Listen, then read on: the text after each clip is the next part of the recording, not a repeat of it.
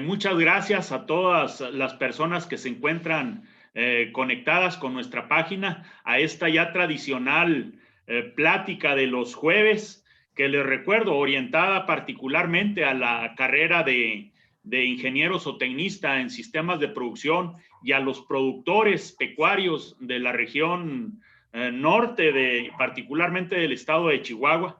Sean todos cordialmente bienvenidos. El día de hoy tenemos el honor de recibir al doctor Francisco Óscar Carrete Carrión.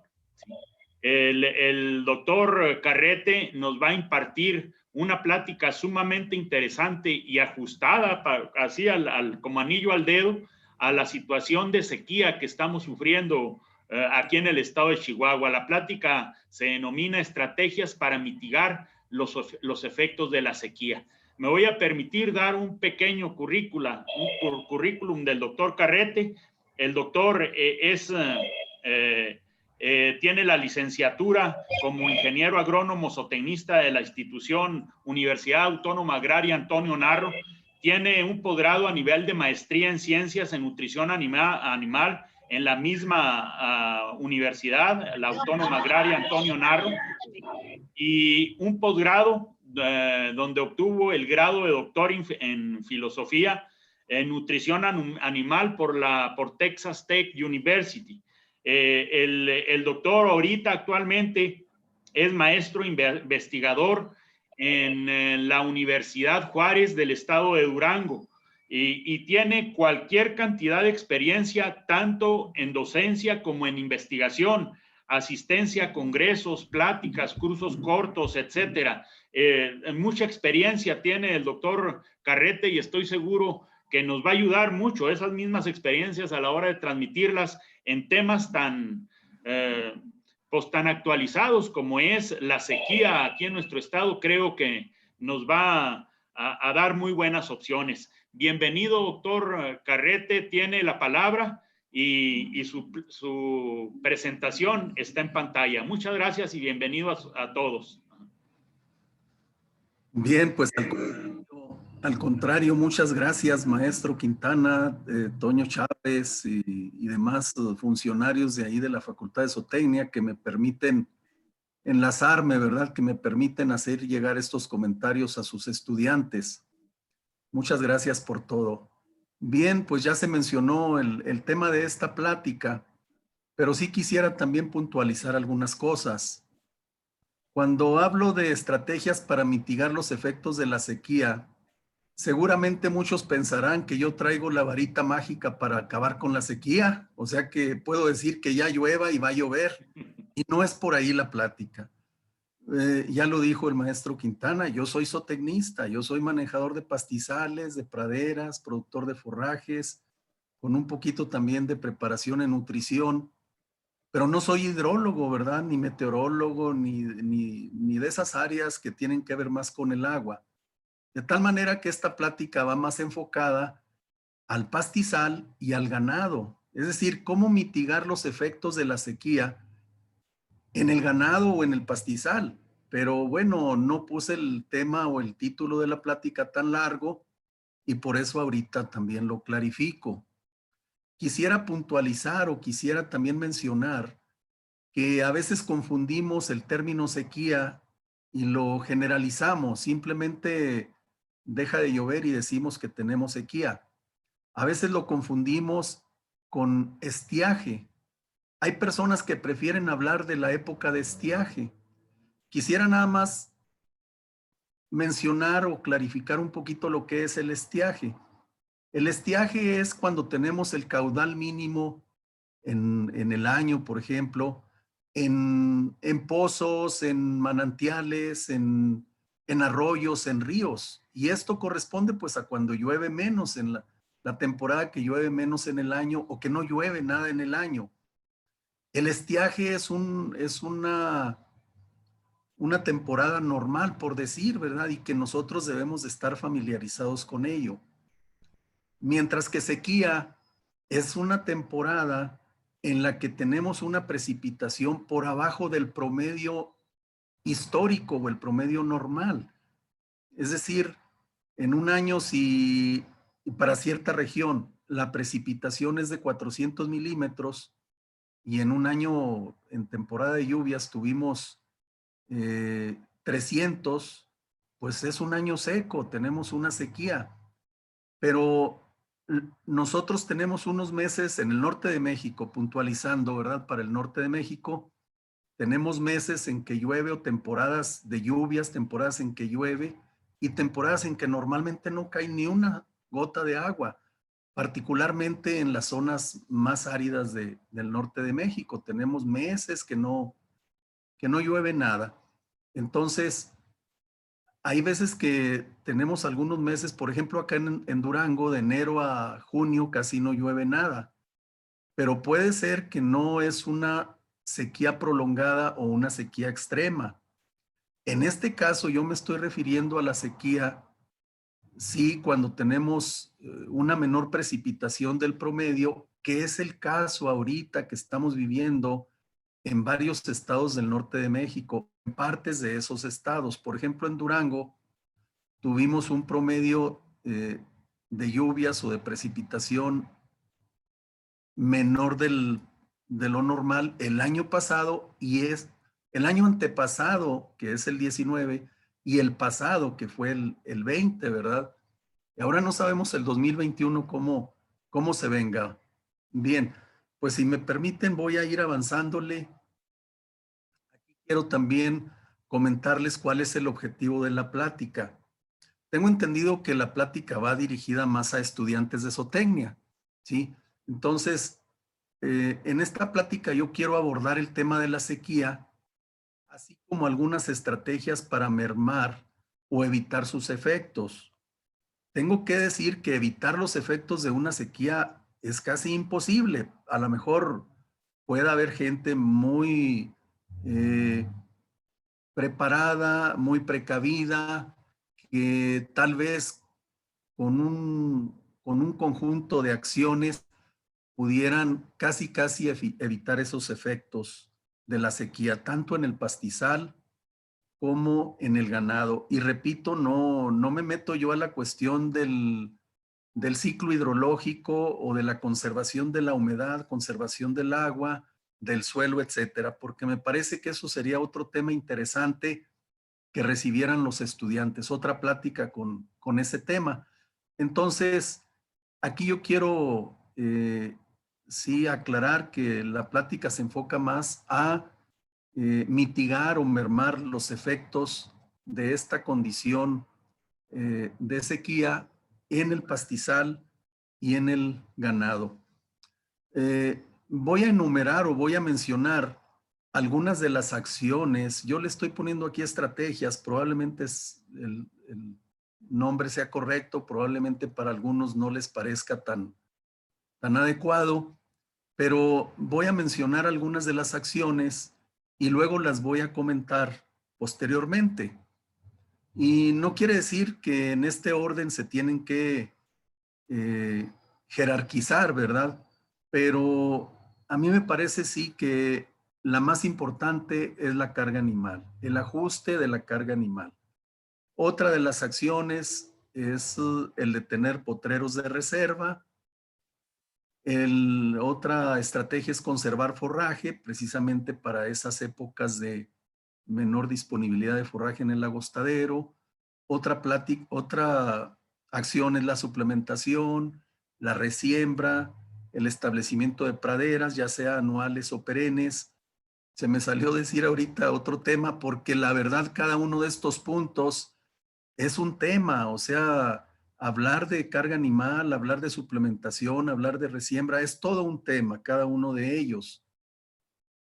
Bien, también otra de las acciones es la distribución adecuada del pastoreo o la distribución adecuada de los animales en el agostadero, la distribución de los abrevaderos, minimizar el gasto energético del ganado, recuperar la condición física del ganado en la época de abundancia de forraje para que no lleguen flacos, ¿verdad? Desde el inicio a la temporada de estiaje o de sequía. También podemos pensar en algunas opciones novedosas y en el establecimiento o aprovechamiento de especies vegetales más resistentes a la sequía. No son todas las acciones que se pudieran implementar, no son las únicas, pero a mí me parece que son las que podemos abordar. Tampoco podemos resolver el fenómeno de la sequía o los estragos que nos deja la sequía con una sola de las acciones. Probablemente con la combinación de todas o la combinación de varias de ellas, el impacto en el ganado y en el pastizal se minimiza. Como primer punto, les decía, es el ajuste de la carga animal. Y sobre esto podríamos hablar muchísimo.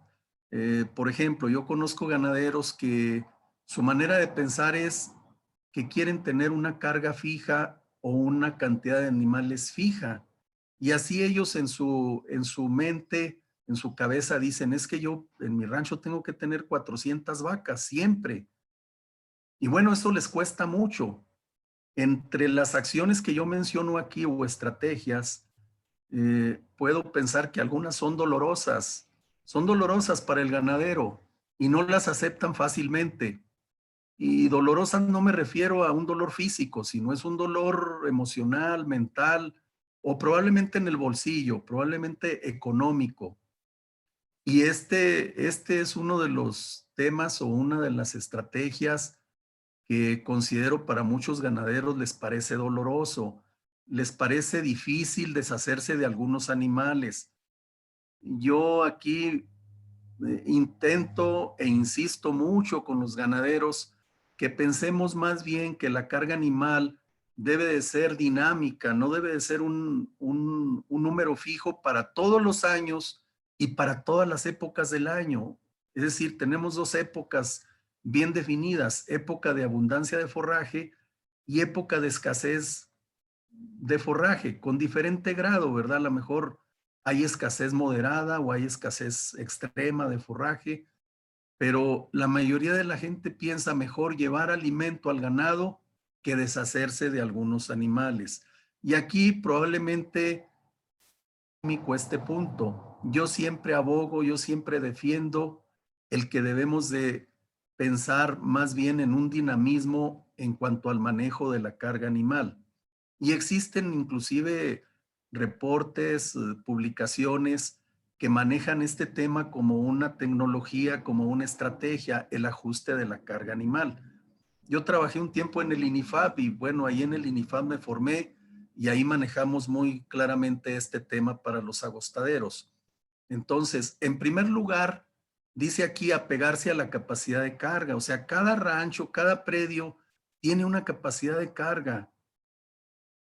Por supuesto que va a haber acciones que pueden influir en que tengamos una mayor capacidad de carga o una menor capacidad de carga. Por ejemplo, ahora con esos sistemas de apacentamiento o esos manejos de potreros modernos que se están implementando en algunos ranchos, pues el manejo está siendo más favorable para el pastizal y probablemente también para el ganado, o en algunos casos no tan bien para el ganado, pero por lo menos para el pastizal está haciendo buen manejo, no hay degradación, al contrario, puede ser que haya recuperación del pastizal y haya un grado de utilización mayor que lo que normalmente recomendamos. Casi siempre cuando determinamos la capacidad de carga o el coeficiente de agostadero, pues siempre utilizamos un grado de utilización moderado. Puede ser un 50%, un 40%, un 60%, pero no nos vamos a niveles del 80 o del 90.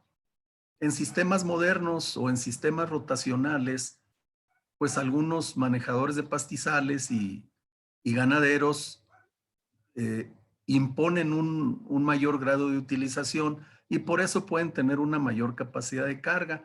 Algunos también practican la suplementación, que ahí también hay un malentendido, pero ahorita que aborde ese punto lo clarifico.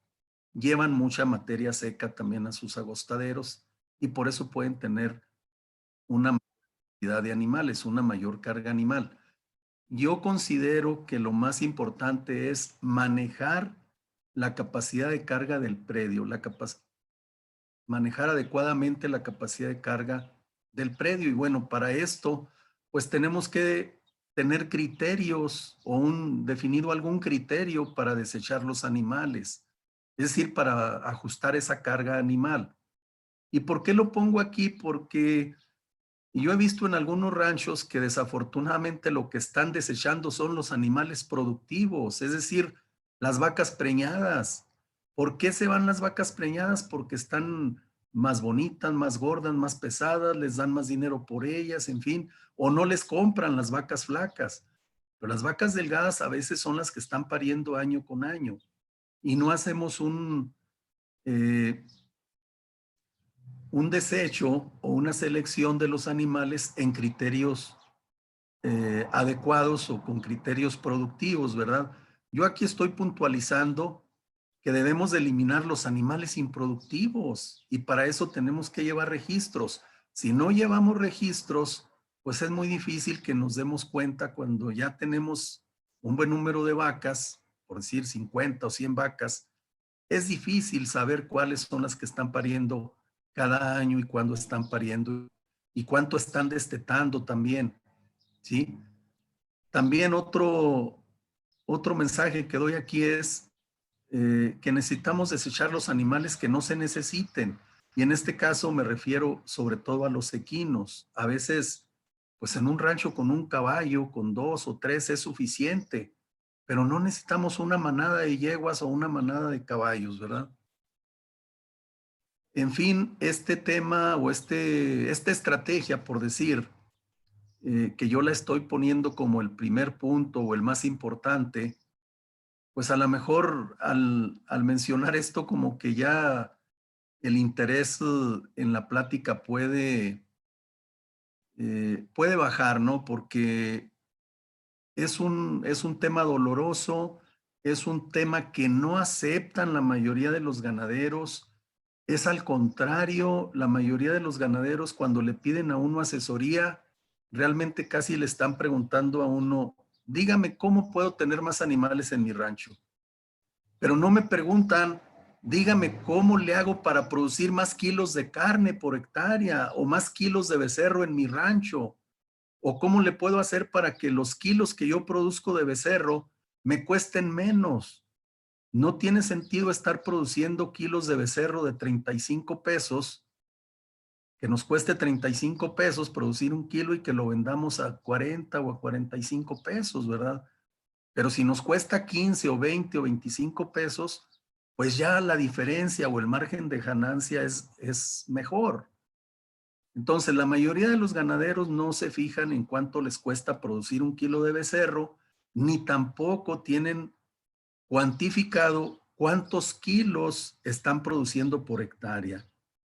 Más se fijan, y esto es una condición mental, el tener muchos animales, el tener muchas vacas, el estado emocional o de satisfacción de cada uno de los ganaderos es mejor entre más vacas tengan. Esto se da en los ejidos, esto se da en los ranchos privados, en las pequeñas propiedades con los ganaderos particulares. Pero bueno, todo esto es un tema, no estoy poniendo ni una gráfica sobre este tema, inclusive no pongo fotografías, pero me parece que el más importante en esta plática. Este otro punto o estrategia es el de siempre tener algún potrero de reserva en todos los ranchos. Esto creo yo que lo llevaron a la práctica muchos ganaderos viejos que a lo mejor no sabían del sistema o sistemas de pastoreo rotacionales de los diferentes que hay, ¿verdad? Corta duración, alta intensidad, baja frecuencia, el Merrill, etcétera, los nuevos o modernos, el Savory, en fin, no se sabía nada de eso, pero al menos yo veía que eran ganaderos que decían, tengo el potrero de reserva, y así le llamaban la reserva. Era la reserva que no lo hacían ellos pensando en mejorar el pastizal, lo hacían ellos pensando en tener un área en donde ante una contingencia o ante una necesidad por ejemplo, para entregar ganado, ahí los llevaban, o para realizar alguna práctica como vacunación, como herrado, etcétera, pues por lo pronto los ponían ahí en el potrero de reserva, y este potrero de reserva pues tenía ciertas características, por ejemplo, que tenían agua todo el año. Deben de ser potreros, y menciono esto que aunque no me lo crean, en muchos ranchos no hay agua todo el año. En todos los potreros de un rancho no hay agua todo el año. A veces en algún potrero es en el que queda el agua todo el año, a veces en el rancho en ningún potrero, y tienen que sacar el ganado a otro rancho, a veces a terrenos agrícolas, o a veces hasta las casas se los llevan. Bien, entonces estos potreros tienen esas características, otras pues que tienen buen acceso, que probablemente están contiguos a los corrales de manejo, para que, por ejemplo, si van a entregar el destete, la becerrada, etcétera, pues primero los meten ahí ese potrero, y luego ya después, cuando los van a entregar, pues los llevan al corral. Pero este potrero de reserva, yo considero que es una práctica que, si no es la mejor, al menos es algo que sirvió en años pasados a ganaderos con un esquema de manejo un tanto antiguo, pero que a mí me parece que era bueno. Y este potrero de reserva, bueno, aplicaba más en el sistema de pastoreo continuo, es decir, que realmente no llevaban un manejo sistemático del pastoreo los señores, sino que simplemente reservaban un solo potrero.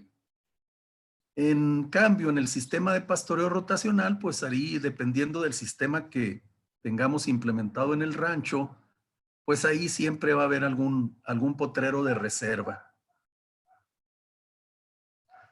Otra acción, otra estrategia es también, en la medida de lo posible, pensar en conservar forraje para la época de escasez, para la época de sequía.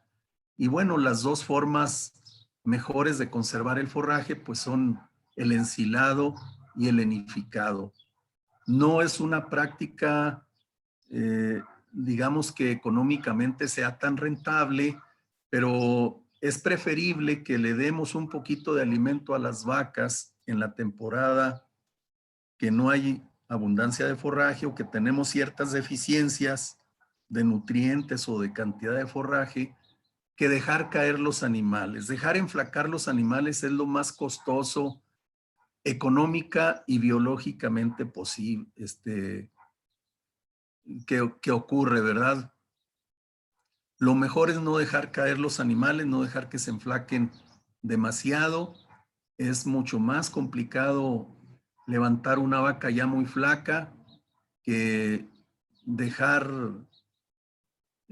o no permitir que pierda demasiado peso los animales, e inclusive pueden reproducirse bien. Las vacas delgadas, sobre todo cuando ya son de varios partos, se reproducen muy bien, aún estando en una condición que la literatura nos dice pues no debe de ser aceptable. La literatura dice la condición de 5 o 6 es lo mejor para las vacas, pero a veces andan en condición 3 o 4, y bueno, o 4, ¿verdad? Y todavía, sobre todo vacas adultas, se reproducen bien. Entonces, conservar el forraje para época de secas es otra de las prácticas. La suplementación, que como les decía, también este es un tema pues que se lleva todo un buen rato, ¿no? Una buena plática. La suplementación debe de ser oportuna. Esta, en función de los nutrientes que mayormente proporcionamos en esta acción, pues puede ser proteica cuando estamos aportando una buena cantidad de proteína en el suplemento. Puede ser energética, sobre todo cuando les damos grano a los animales. La energética no es tan práctica o tan recomendable en la época de sequía. Más bien es cuando queremos que los animales ganen peso aún en el agostadero y aún en tiempo de lluvias. La suplementación mineral en la mayoría de los ranchos se requiere todo el año. todo el año, y pudiéramos pensar que esto no tiene relación con la sequía.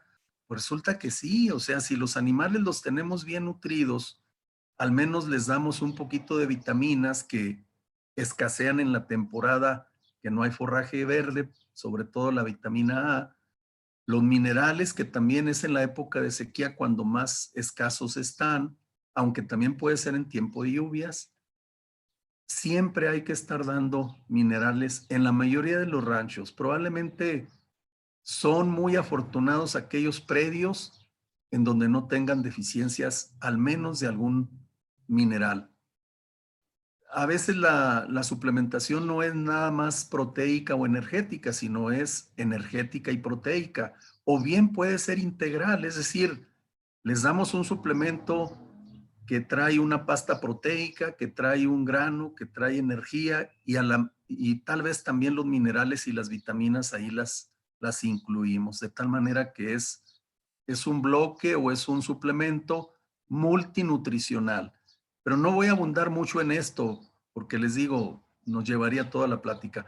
Pero sí quiero recalcar lo siguiente, a veces hablamos de suplementación cuando llevamos los trailers de pacas de alfalfa o trailers de pacas de rastrojo, de pajas, y lo que estamos llevando es materia seca, y estamos llevando materia seca, es decir, forraje seco, pues porque no hay en el agostadero. Esta práctica sí es cara. Cuando yo hablo de la suplementación, que es una práctica recomendable, no me refiero a que estemos dando el 50% del requerimiento de materia seca de las vacas. Vaya, ni el 10% siquiera, o el 20%. Probablemente la suplementación costo efectiva es cuando estamos dando a lo mejor un 5% o máximo un 10% del requerimiento de materia seca de la vaca. Es decir, si una vaca requiere 15 kilos de materia seca por día, pues máximo 1,5 kilos por día. O si requiere 12 o 13 kilos, máximo 1 kilo 200. A eso me refiero yo con una suplementación recomendable. Pero recalco, debe de ser oportuna, debe de ser bien balanceada, debe de ser la idónea para la condición que tenemos en ese rancho, en ese lugar. Y por supuesto, el estar proporcionando estos nutrientes nos va a dar animales un poquito más fuertes, mejor nutridos, y por lo tanto, pues va a haber un impacto de esa sequía menor en los animales. Es decir, probablemente los animales se van a reproducir como lo hacen en cada año, en años buenos y en años malos. Otra práctica o tecnología, pues es la resiembra de los pastizales. Pero muchas veces nos preguntamos, ¿dónde resembrar o qué es la resiembra?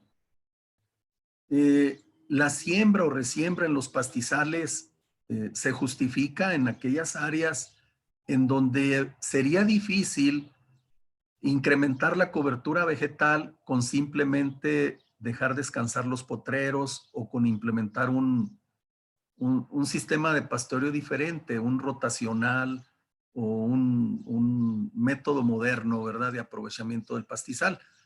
Es decir, que la condición deberá de ser pobre o regular, que tenemos menos de un 50% de cobertura de especies deseables, cuando ya las especies deseables o especies más buenas están muy escasas en el pastizal, ya no las vemos.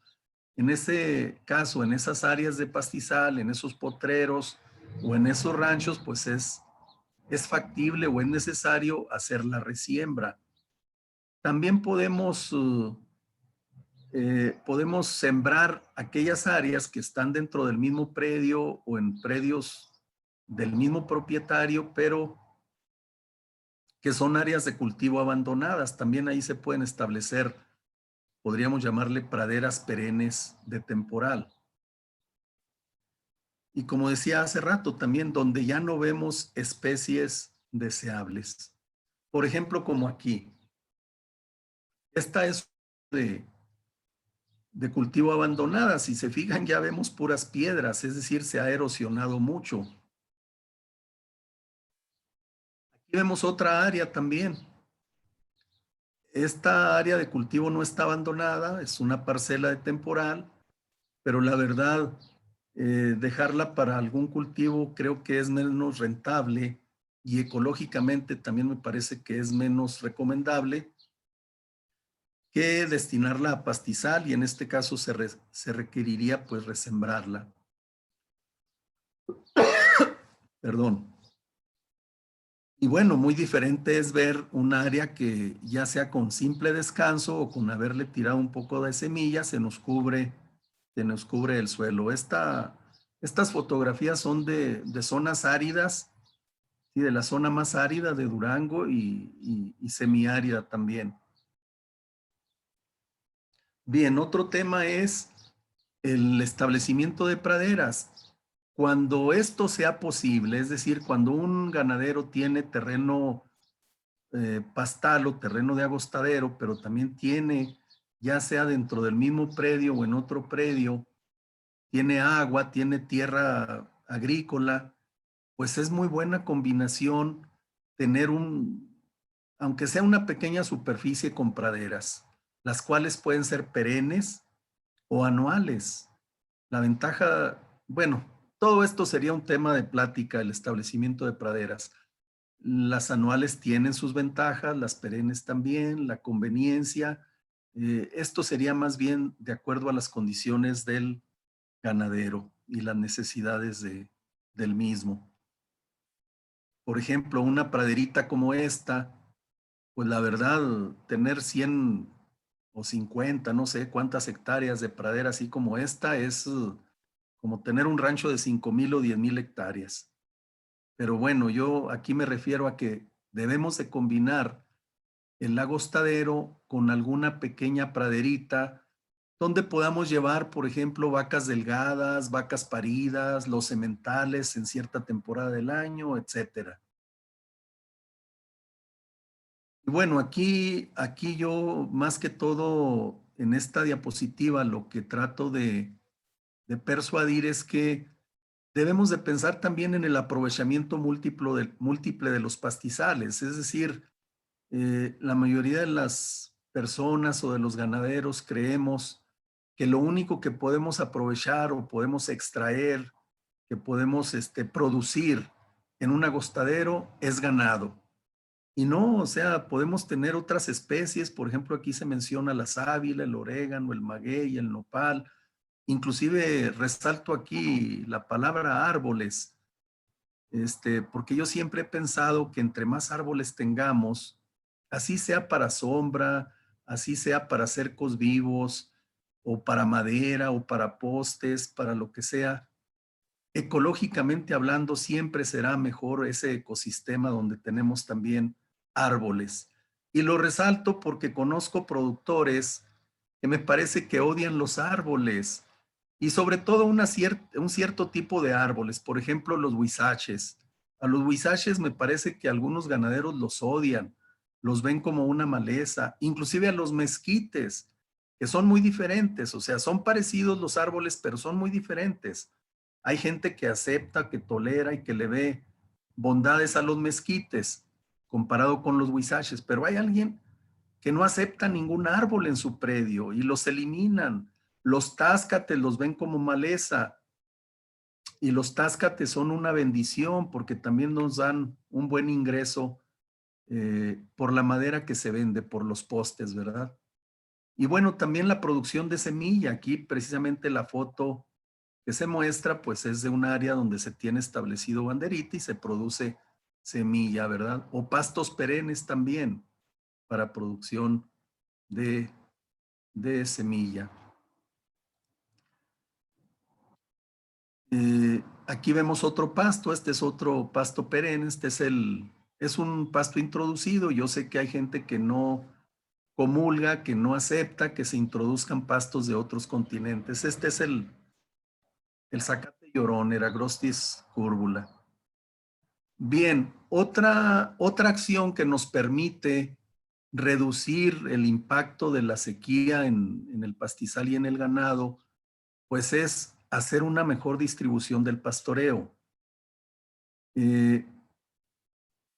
Pensando de una manera en la que evitemos sobreutilizar, es decir, sobrepastorear determinadas áreas, pero también podríamos pensar en que no tengamos áreas subutilizadas, porque ahí finalmente pues lo que estaríamos teniendo es un forraje que no aprovecha el ganado. Esta distribución del pastoreo pues se puede realizar aún con el pastoreo continuo mediante ciertas acciones y bueno, es más fácil cuando tenemos divisiones de potreros y se hace una buena rotación de los potreros. La distribución de abrevaderos y de los saladeros es otra acción, otra estrategia y va de la mano con la mencionada anteriormente de hacer un aprovechamiento más uniforme en el predio, de hacer una mejor distribución del pastoreo. ¿Sí? Entonces, con estas medidas, pues tenemos un aprovechamiento más uniforme del pastizal y con el grado de utilización que nosotros programemos. No es tan sencillo, no es tan fácil decir voy a utilizar el 50% y así va a resultar. A veces nos tanteamos mal, queremos un grado de utilización X y en ocasiones nos sobra forraje, que sería lo más deseable, pero en otras ocasiones nos llega a faltar forraje y entonces sí nos vemos metidos en problemas. Otra de las prácticas es que el ganado se recupere cabalmente o completamente en la época de abundancia de forraje, que la condición física al término de la época de abundancia de forraje, que podría ser en algunos lugares en octubre, en otros es en noviembre, en otros en diciembre, dependiendo del clima que se tenga en la región, de los suelos, de la topografía, que al final de esa época el ganado esté, no quiero decir gordo, no quiero decir cebado, no quiero decir en una condición, por decir 9, no, pero en una condición 7, es decir, que el ganado se haya recuperado bastante bien, que llegue a la época de la sequía bastante fuerte, que nos pueda soportar el andar caminando mayores distancias para ir al agua o para ir a obtener su forraje a veces en partes más retiradas. Y una recuperación buena es, por ejemplo, como esto que vemos aquí. Estas vacas están paridas, termina la temporada de abundancia de forraje y terminan en buena condición. En unos días o meses se les quitan los becerros y estas vacas pues ya no van a padecer tanto la demanda de nutrientes o la demanda por parte de sus becerros porque se les desteta y las vacas destetadas van a soportar o van a resistir más bien la temporada de sequía. No incluía aquí también la época de empadre. La época de empadre definida es lo que nos permite que tengamos épocas de parto definidas, épocas de destete definidas, y ese tema también es un tema, digamos que para otra plática. Si los animalitos al final de la época de abundancia de forraje están flacos, pues vamos a tener animales casi muriéndose en la época de sequía. Y no, sí tengo fotos, pero no puse fotos de ganado bovino, pero estoy compartiendo esta foto de cabras y la verdad sí vemos ahorita también muchas vacas aquí en Durango. Otra acción es pensar o tratar de que el ganado tenga un gasto energético lo menos posible para trasladarse a los abrevaderos, para conseguir su forraje. Y bueno, en potreros pequeños, pues va a haber un menor gasto energético. En potreros bien empastados, es decir, con buena disponibilidad de forraje, va a haber un menor gasto energético. Si el tiempo del pastoreo se reduce durante el día, también hay un menor gasto energético. Hay lugares que hay tanta escasez de forraje, hay ejidos, hay ranchos grandísimos, donde parece que no hay nada que coman los animales y casi andan las 24 horas, o sea, andan por lo menos todo el día pastoreando o tratando de obtener su alimento. Ya se tocó ahorita la distribución de los aguajes, pero también el número de aguajes o abrevaderos es importante, es decir, reducir la distancia entre los abrevaderos, reducir la distancia entre los aladeros, son prácticas que nos ayudan a minimizar el gasto energético del ganado. Si aunado a que tenemos escasez de forraje, los animales tienen que caminar más a los suplementaderos, a los abrevaderos, los potreros son grandes, etcétera. De tal manera que todo esto nos lleva a que gasten más energía, pues el impacto de la sequía va a ser mayor. Y un tema controversial es el tamaño de las vacas. Habrá ganaderos que siempre querrán tener vacas de 800 kilos o de 700 kilos. Para la mayor parte de los agostaderos del norte de México, el ganado muy grande no es el adecuado. Probablemente para Estados Unidos, para Europa, para Canadá, para áreas con abundancia de pasto, pues las vacas grandes son idóneas, son ideales para esos lugares. Pero en la mayoría de los ranchos de México necesitamos vacas de un tamaño mediano, podríamos decir de 500 kilos o de 450 a 550 a 600 ya, como verdad. Y estos animales con un menor tamaño, no digo peso porque a veces el peso lo confundimos, pueden estar flacas, pueden estar gordas, sino que más bien vacas de tamaño mediano son más eficientes y nos van a estar dando un becerro fácilmente cada año. Bueno, ya para terminar, seguramente que hay otras estrategias. Ahorita les decía que no incluía aquí el empadre controlado porque pareciera que no se relaciona mucho, pero sí influye también el empadre controlado para que las vacas estén en la temporada de sequía gestantes, pero no lactando, o sea, sin cría. Algunas otras prácticas, por ejemplo, pues son como esta que se ve en la fotografía donde andan quemando las espinas de algunas cactáceas o de algunas otras arbustivas y que luego el ganado ya las puede consumir al no tener espinas. Es una práctica que está prohibida, pero sin embargo, pues se ha usado por muchísimos años. Es muy simple y pues a muchos ganaderos sobre todo caprinocultores, les resulta útil, les resulta fácil y es muy común que la lleven a la práctica. Inclusive también algunos ganaderos, productores de bovinos, como vemos aquí, les queman las espinas, decimos vulgarmente el chamuscado, ¿verdad? El chamuscado del nopal, el chamuscado del cardenche y de algunas otras cactáceas, se les queman las espinas y entonces ya esta parte vegetal puede ser consumida por los animales directamente a la planta o bien se la cortan con un machete y la recogen ya del suelo en las pencas picaditas y sin espinas.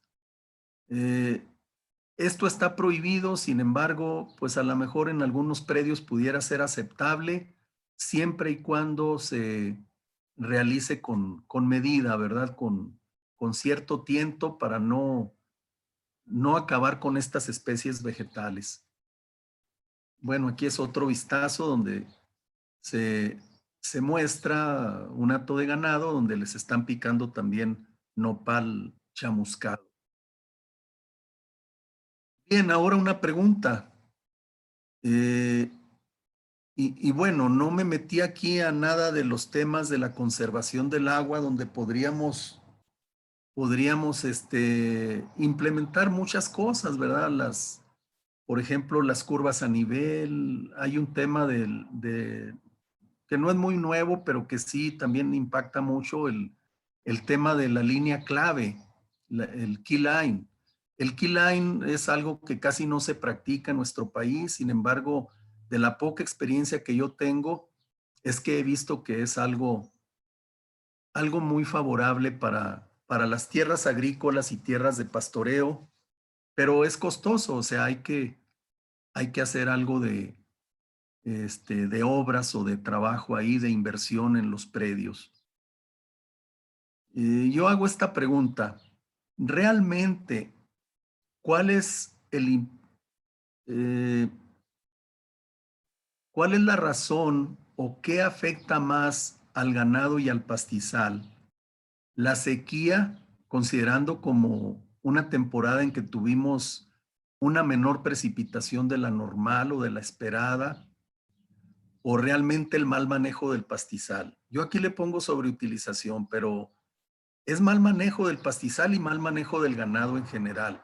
Y esto conlleva a varios puntos. Yo tengo la respuesta, es la apreciación que yo tengo, pero se las voy a dejar a los estudiantes, que la investiguen, que le piensen, que indaguen, porque casi siempre vemos como que es la sequía, y papá gobierno, ayúdame porque la sequía me está matando mis vacas y porque ya no tengo alimento para mis vacas, etcétera. Y decimos es la sequía, pero ¿no será un mal manejo de nuestro predio o mal manejo de nuestro ganado lo que nos está afectando más? Ahí se los dejo. Y termino con lo que yo pienso, ¿verdad? Eh, la clave para el éxito de un predio ganadero, junto con otras acciones, por supuesto, es la utilización racional de los recursos naturales, es decir, del pastizal. Y bueno, no supe cuánto tiempo duré con la plática, pero estoy abierto a cuestionamientos, a comentarios, a preguntas. Y pues les dejo esta fotografía de allá de la Campana de Chihuahua y les agradezco su atención. Muchas gracias, doctor Carrete. Muy claro y muy objetiva, de verdad, la presentación. Duró exactamente 50 minutos en lo acordado, doctor. Muchas gracias. Estamos en el tiempo para preguntas, si así nos los permite el doctor. Tenemos bastante participación de alumnos y por ahí veo algún otro productor. Estamos a la orden para si existe alguna pregunta, algún comentario. Bueno, a mí me gustaría hacer una pregunta.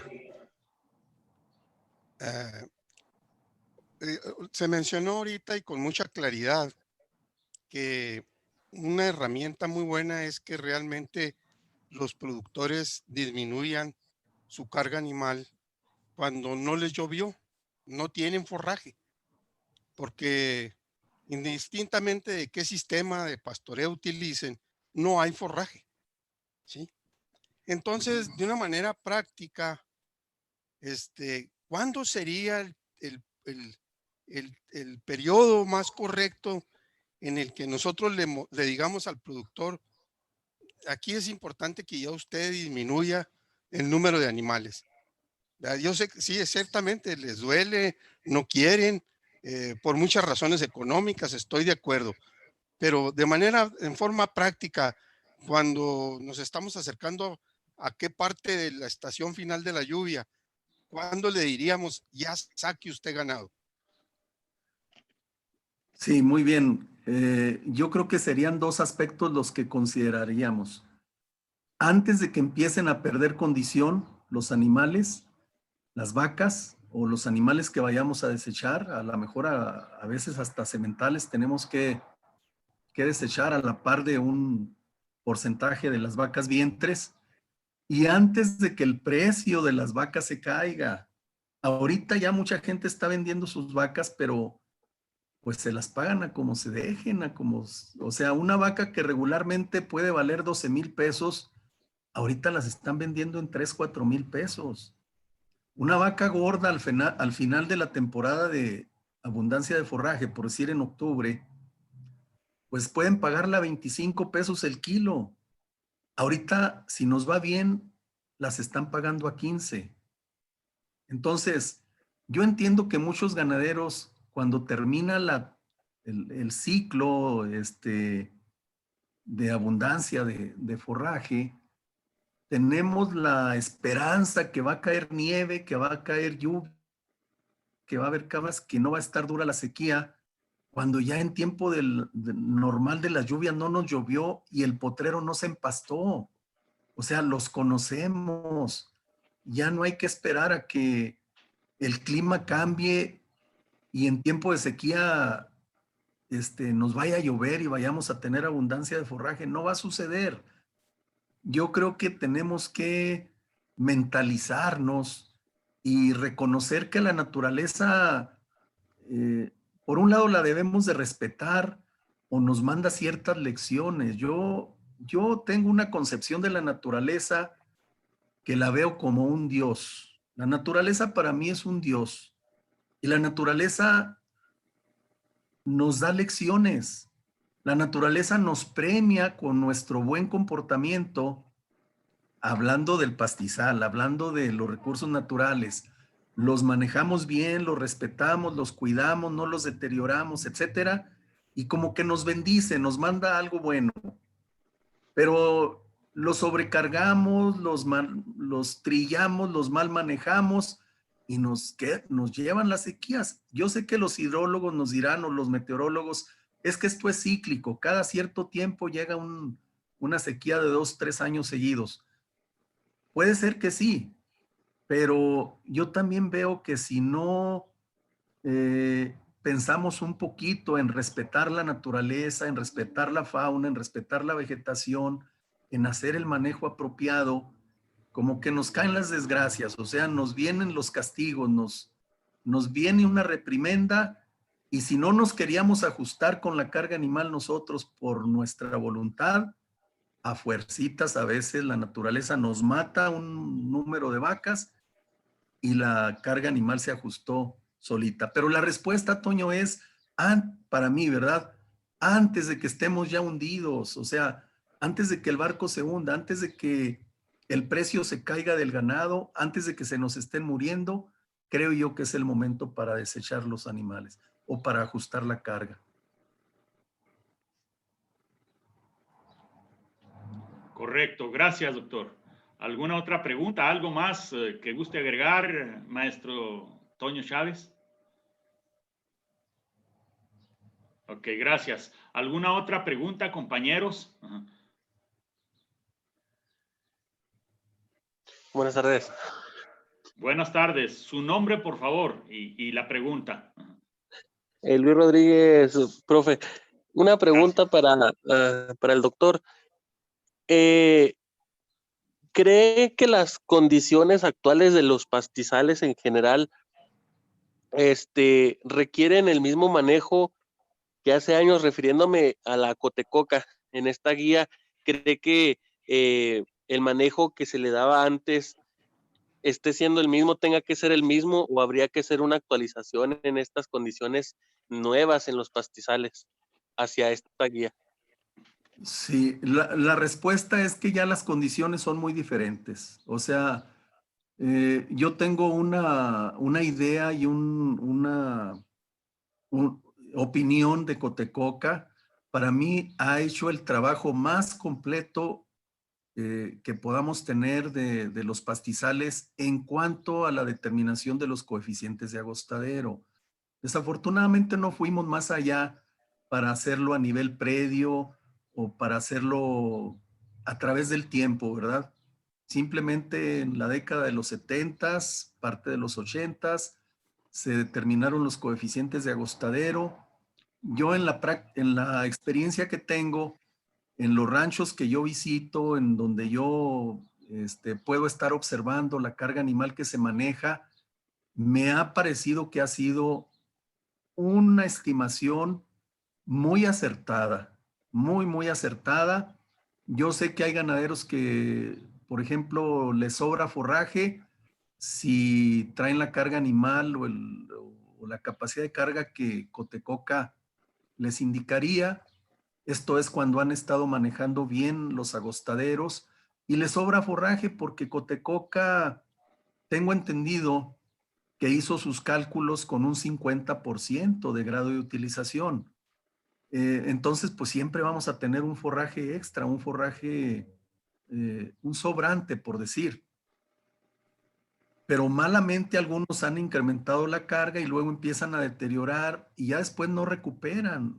Y ya lo que sucede actualmente es que la mayoría de los agostaderos están en condición pobre, en condición regular, en condición mala, por decir un calificativo más coloquial o más común, ¿verdad? Están en condición pésima, mala, y pues ya esos coeficientes de agostadero que nos sugirió Cotecoca ya no aplican. O sea, la respuesta sería esa, ¿verdad? No podemos basarnos ahorita con lo que Cotecoca nos dijo hace, ¿qué son? ¿40 años o 50? Que yo digo que en ese tiempo fue muy apropiado ese trabajo.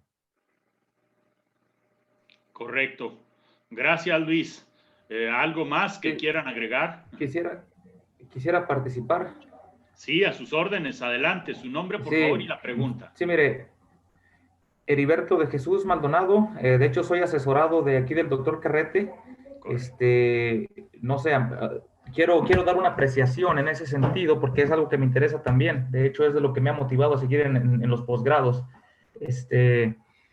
En ese sentido, Doc, continuando con la duda del compañero Luis Fernando Rodríguez, lo más recomendable sería, y es pregunta para usted, Doc, lo más recomendable sería realizar muestreos de la producción de materia seca en un predio determinado y sobre eso calcular la capacidad de carga para un cierto tiempo, doctor. ¿Eso sería lo adecuado? Claro, bajo cierto grado de utilización.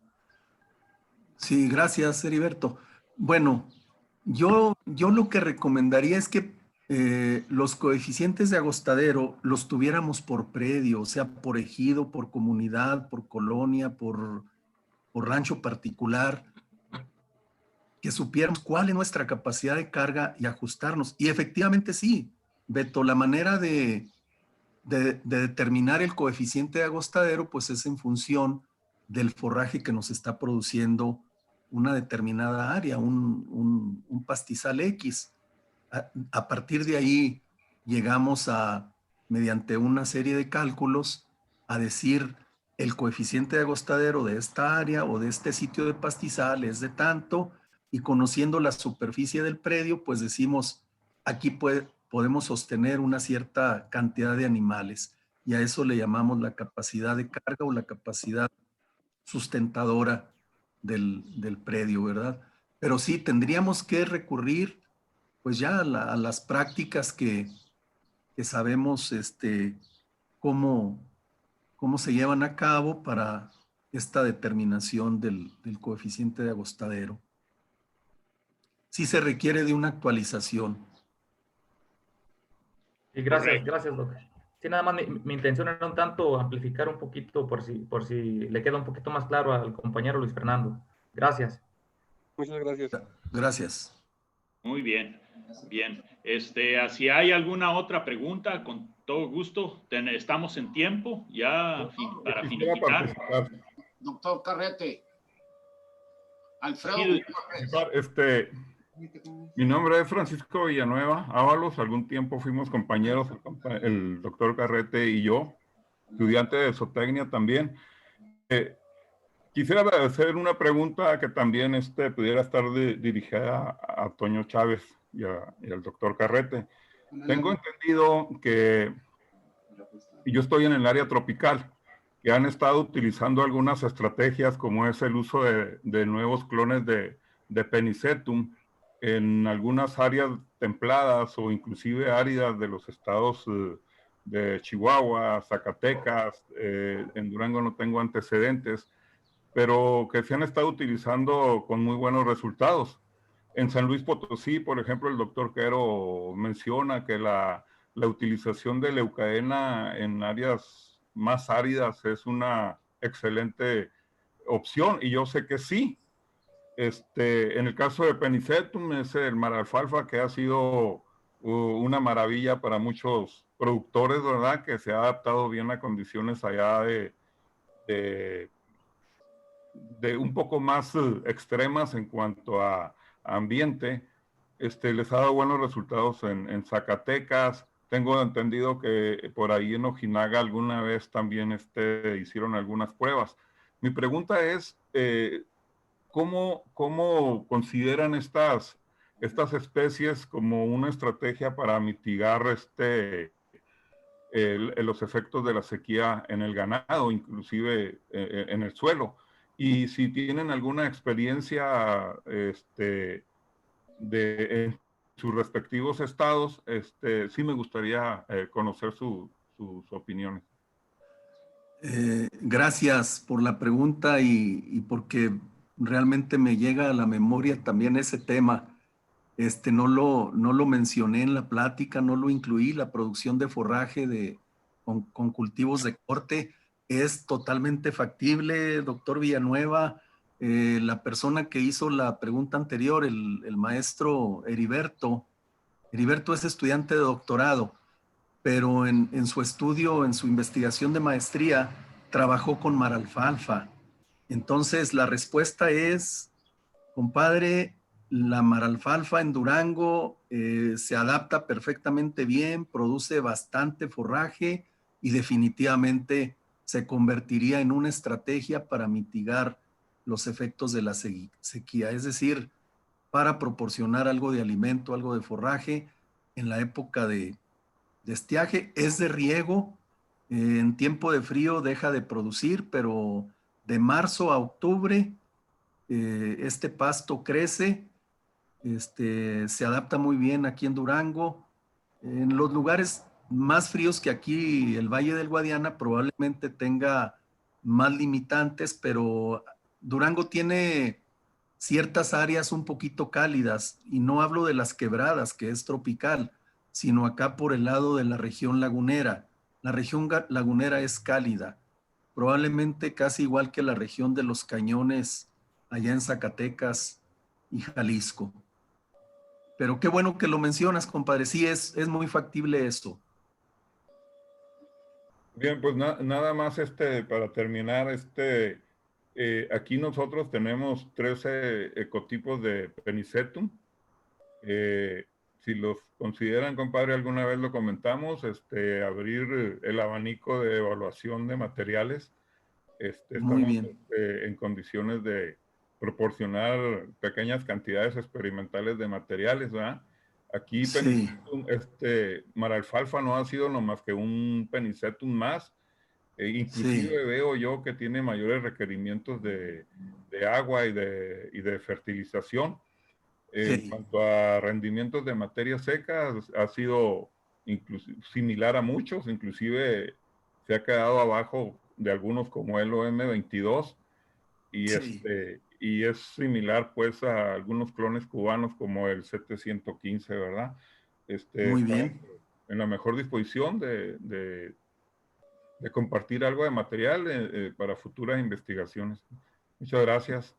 Al Felicidades. contrario, gracias, doctor Muy Villanueva. objetiva y muy aterrizada a estudiantes y productores, ¿verdad? Gracias. Perfecto, agarramos la palabra. Muchísimas gracias. Doctor Carrete, Alfredo Gutiérrez. Adelante, don Alfredo. Adelante. Ay, quítanme el don porque me hacen sentirme más viejo de lo que estoy. Doctor, Adelante. ¿consideras que para hacer los ajustes de carga animal mediante muestreos a fin de temporada de verde, debemos de utilizar en cualquier tipo de pastizal el mismo criterio del 50% o en pastizales mejores a hacer el uso de un 60% y en pastizales de menor calidad bajarnos mucho más? ¿Cuál es el criterio para seguir? Precisamente esa es la recomendación técnica, Alfredo. O sea, si queremos mejorar la condición, es decir, que si no tenemos una condición muy buena en el pastizal, habrá que implementar un grado de utilización inferior al 50, pudiera ser un 40, un 35, para poder ir mejorando ese predio, a la par de otras prácticas, como puede ser la rotación de los potreros, etcétera. Y cuando sí tenemos un pastizal esa cosa de que nos pidieron en buena condición y que tenemos rotación de potreros, pues puede ser un 60% o un poquito más. Pero sí, definitivamente la regla en general es 50%, pero puede variar. Muchas gracias, doctor. Gusto saludarte. Que estés muy bien. El gusto es mío, Alfredo. Gracias, Alfredo. Bien, pues ven, estamos llegando ya prácticamente al final de la plática. Tenemos espacio quizá para una pregunta más, si existiese alguien que quiera participar. Buenas tardes. Buenas tardes. Sí, adelante. Mi nombre es Avieser. Tengo una pregunta. Avieser Vázquez González, empleador del INIFAP en recursos forrajeros. He conocido al doctor Carrete, excelente plática. Yo tengo una duda con lo que usted dice, con su plática y respecto a lo que ahorita está de moda, lo que es ganadería regenerativa. Lo que ahorita, pues, como hemos visto que ahí recomiendan el pastoreo ultra alta densidad. Solo quiero saber qué opinión tiene con esto ante lo que se viene manejando anteriormente como su plática. Es bueno, es bueno. Desde el punto de vista biológico, es bueno. Está mejorando mucho el pastizal. Ahí yo nada más les comentaría que sería muy importante, o es muy importante, pues que hagamos el análisis económico. Yo hace un momento comenté que debemos de pensar más en la producción por hectárea, producción de carne, producción de kilos de ganado, de becerros, becerras, vacas, etcétera, y el costo que tenemos, lo que nos cuesta producir ese kilo, a la par de cómo va el pastizal, cómo va cambiando la vegetación. Si, por ejemplo, yo en un predio veo que el pastizal se está mejorando, que la cubierta vegetal se está incrementando, que las especies deseables están aumentando, que la cantidad de forraje está incrementando, y a lo mejor todo esto es producto de tener 100 potreros en el rancho, pero esos 100 potreros me costó mucho poner todas esas divisiones de potreros, llevar el agua a todos los potreros, aunque sea un abrevadero para varios potreros, todo eso cuesta. Entonces, el kilo de lo que yo vendo, el kilo de lo que yo produzco, que es la carne del becerro, pues probablemente me está costando más. Eso es lo que generalmente no estamos haciendo o no estamos considerando. Pero bueno, no sé si quedó contestada la pregunta. Es bueno esa práctica o esa forma ese sistema de pastoreo, ¿verdad? Definitivamente el impacto animal por una temporadita corta, digamos que metemos 100 animales, un día o pocas horas o pocos días en un potrero pequeño, pero luego lo dejamos descansar el tiempo suficiente para que se recupere. El impacto desde el punto de vista ecológico, biológico, es bueno. Nada más habría que ver cómo estamos obteniendo el producto, cómo están respondiendo nuestros animales, si realmente los pesos al destete siguen siendo buenos, si el costo de ese kilo producido sigue siendo favorable, porque muchas veces traemos muchos animales, pero también llevamos mucho suplemento. Es decir, llevamos alimento, llevamos forraje para tener ese número de animales. Pero bueno, ya dije mi respuesta. Sí, es nomás como para darle un punto de vista y un plus a su plática. Gracias, doctor. Gracias a usted. Bien, bien, doctor, pues muchísimas gracias. Vamos a finiquitar la presentación. Les recordamos que para cuestiones incluso de comodidad, esta plática, esta conferencia se queda grabada y se va a estar transmitiendo en la página web de la Facultad de Zootecnia y Ecología de la Universidad Autónoma de Chihuahua para si alguien más quiere verla. Incluso por ahí hay la oportunidad también de hacer preguntas o comentarios. Bien, doctor Carrete, muchísimas gracias. La Facultad de Zootecnia y Ecología y de la Universidad Autónoma de Chihuahua, agradecemos infinitamente su participación y su apoyo.